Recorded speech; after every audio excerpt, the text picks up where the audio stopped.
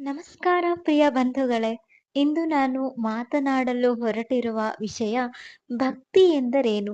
ಭಗವಂತ ನಮ್ಮ ಜೀವನದಲ್ಲಿ ಏಕೆ ಅಗತ್ಯ?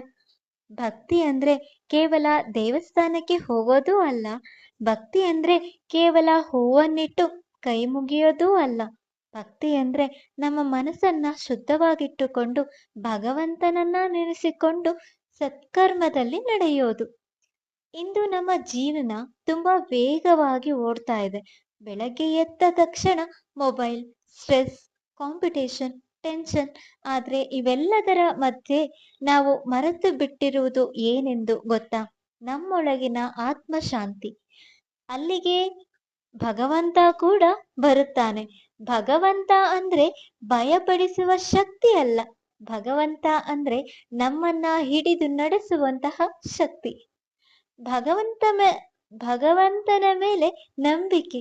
ಜೀವನದಲ್ಲಿ ಎಷ್ಟು ಸಲ ನಾವು ಹೀಗೆ ಯೋಚಿಸ್ತೀವಿ, ನಾನು ಒಬ್ಬನೇ, ಯಾರು ಸಹಾಯ ಮಾಡಲ್ಲ. ಆ ಕ್ಷಣದಲ್ಲಿ ನಮಗೆ ನೆನಪಾಗಬೇಕಾದದ್ದು ಭಗವಂತ. ಎಂದಿಗೂ ನಮ್ಮನ್ನ ಒಬ್ಬರನ್ನಾಗಿ ಬಿಡಲ್ಲ. ಕೆಲವೊಮ್ಮೆ ದೇವರು ನಮ್ಮ ಬೇಡಿಕೆಯನ್ನ ತಕ್ಷಣ ಪೂರೈಸಲ್ಲ.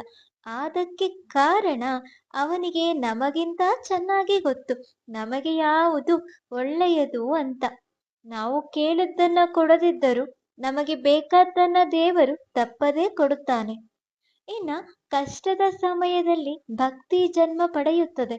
ಸಂತೋಷದಲ್ಲಿರುವಾಗ ದೇವರನ್ನ ನೆನೆಸುವವರು ಕಡಿಮೆ. ಆದರೆ ದುಃಖ ಬಂದಾಗ ದೇವರೇ ಅಂತ ಎಲ್ಲರೂ ಕರೀತಾರೆ. ಆದ್ರೆ ನಿಜವಾದ ಭಕ್ತಿ ಅಂದ್ರೆ ದುಃಖದಲ್ಲೂ ಭಗವಂತನ ಮೇಲೆ ನಂಬಿಕೆ ಇಡುವುದು, ಸಂತೋಷದಲ್ಲೂ ಅವನನ್ನ ಮರೆತೇ ಬಿಡದೆ ಇರೋದು. ಕಷ್ಟಗಳು ದೇವರು ಕೊಡುವ ಶಿಕ್ಷೆ ಅಲ್ಲ, ಅವು ನಮ್ಮ ಜೀವನವನ್ನ ಶುದ್ಧಗೊಳಿಸುವ ಪರೀಕ್ಷೆಗಳು. ಚಿನ್ನ ಬೆಂಕಿಯಲ್ಲಿ ಕರಗಿದ್ರೆ ಮಾತ್ರ ಹೊಳೆಯುತ್ತೆ. ಹಾಗೆ ಮಾನವ ಜೀವನವು ಕಷ್ಟದಲ್ಲಿ ಹೋದ್ರೆ ಮಾತ್ರ ಬಲ ಆಗುತ್ತೆ.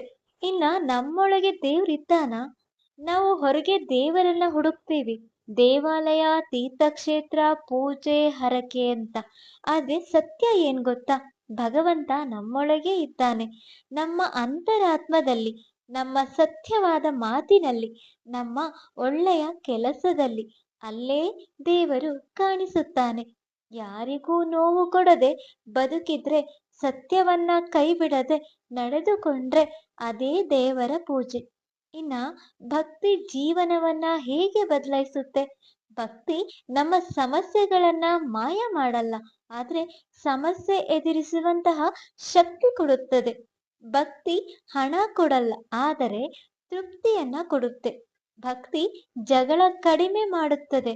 ಭಕ್ತಿ ಅಹಂಕಾರವನ್ನ ಮುರಿಯುತ್ತದೆ. ಇನ್ನ ಭಕ್ತಿ ನಮಗೆ ನಾನು ಏನೂ ಅಲ್ಲ ಅನ್ನೋ ವಿನಯವನ್ನ ಕೂಡ ಕಲಿಸುತ್ತೆ. ವಿನಯವೇ ದೇವರ ಮನೆ. ಇನ್ನ ನಾವು ಪ್ರತಿದಿನ ಮಾಡುವ ಸಣ್ಣ ಭಕ್ತಿ ಅಂದ್ರೆ ದೊಡ್ಡ ದೊಡ್ಡ ಪೂಜೆ ಬೇಡ, ಸಣ್ಣ ಕೆಲಸ ಸಾಕು.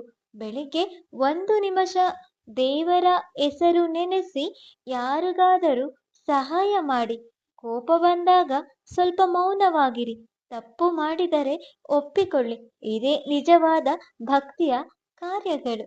ಇನ್ನ ಉಪಸಂಹಾರ ಅಂದ್ರೆ, ಪ್ರಿಯ ಭಕ್ತ ಬಂಧುಗಳೇ, ಈ ಜೀವನ ಶಾಶ್ವತ ಅಲ್ಲ, ಆದ್ರೆ ನಾವು ಮಾಡಿದ ಕರ್ಮ ಮಾತ್ರ ಉಳಿಯುತ್ತೆ.